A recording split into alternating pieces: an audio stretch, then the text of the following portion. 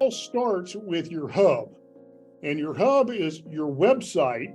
And really, in today's world, it's not just your website, it's your website and your Google business profile. You really have two hubs now, whereas you used to just have one. But we're going to talk about your website right now, because even the Google business profile is going to feed off of the website.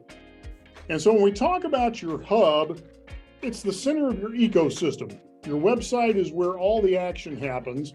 And what we're constantly doing everywhere that we operate online is we're driving people back into this central hub.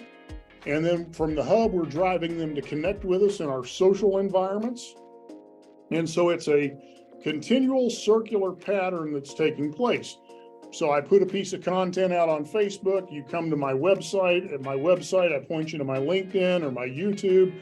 And so what we're trying to do is we're trying to create multiple points of connection with that individual. I want you to think of this like a spider web.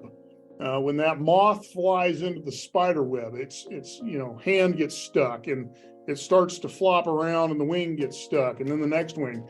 And so what you're doing is you're becoming sticky with that particular prospect, because everywhere they go, they are encountering you.